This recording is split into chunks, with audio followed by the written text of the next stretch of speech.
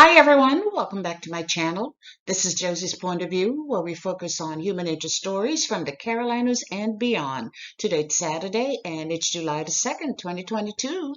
Thank you so much for tuning in. If you're new to my channel, I'd like to extend to you a warm welcome. Thank you so much for stopping by. I hope you find the information here to be informative. And if you're a returning viewer, by all means, thank you for coming back. You know, I always say the tide changes so frequently here on these YouTube streets. So you always have to acknowledge where your support comes from. And I want you to know, I sincerely thank you for your support. Feel free to like and to share this video. And don't forget to subscribe. And our story today takes us to Waynesville, North Carolina. Take a look at that headline. And it reads, North Carolina man sentenced to 105 years for child sex crimes.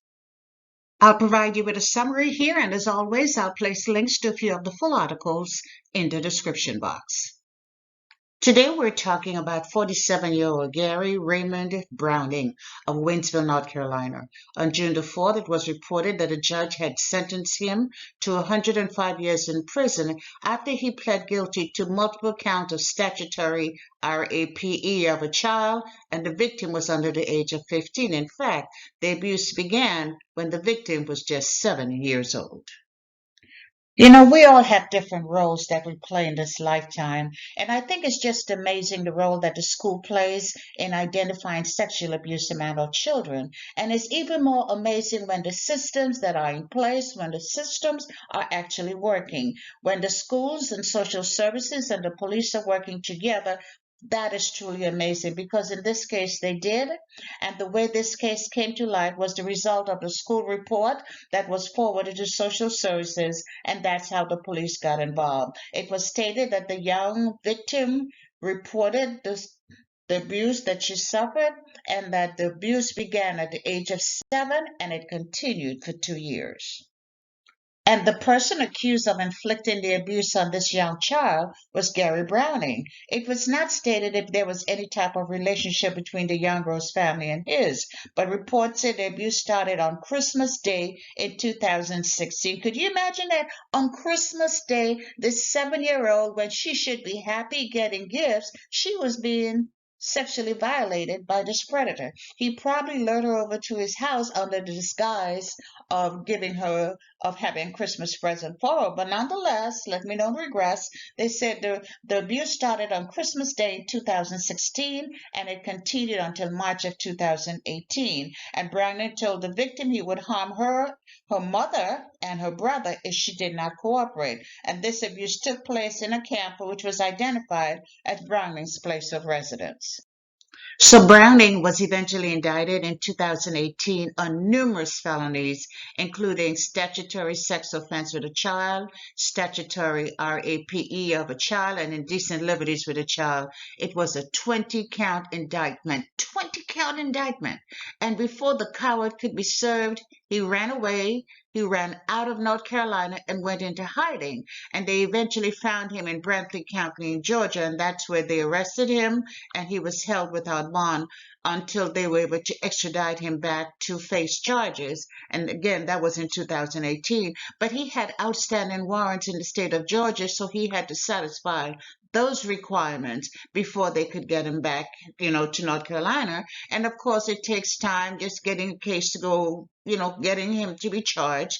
And then it takes even longer getting him to work with his attorneys and preparing for trial. And eventually the trial date was scheduled for June of this year.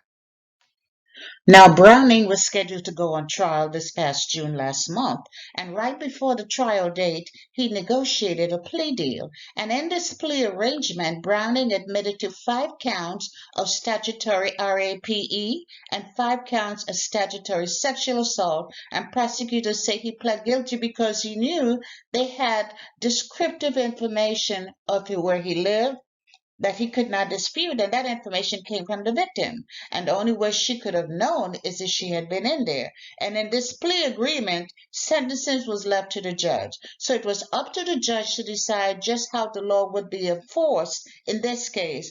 And I must say, this judge, I think his name was Superior Court Judge Marvin Pope. In this case, Judge Pope did not disappoint.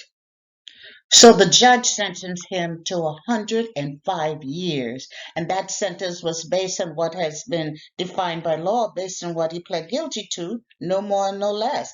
Judge Pope did not cut him any slack. He did not give him any breaks. And the sentence essentially means that Gary Browning will be spending the rest of his life, however long that may be, he'll be spending it behind bars. Behind bars. And I said, good for him. That's exactly where he belongs.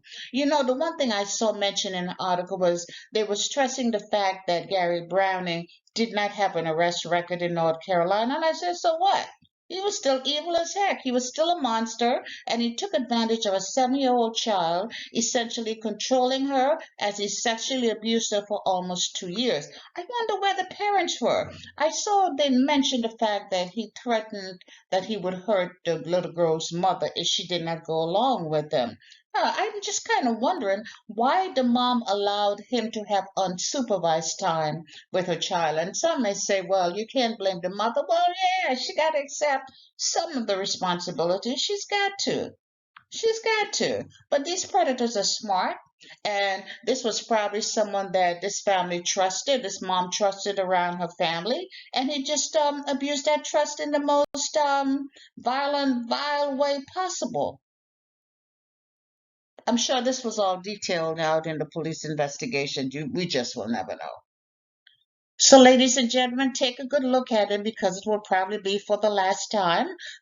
The last time before he's taken off to that tall, dark wall someplace behind the walls where hopefully he will have his karma. Maybe the same thing he did to that 7-year-old child, just maybe someone will return the favor and cause him to suffer just as much.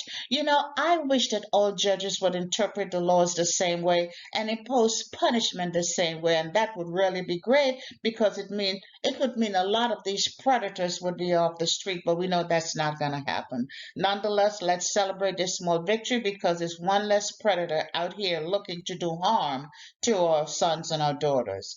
But there's much, much more work to be done. But you know, we need to keep a close eye on our children because you can't trust them with anyone. And you need to establish that open and honest relationship with them, parents.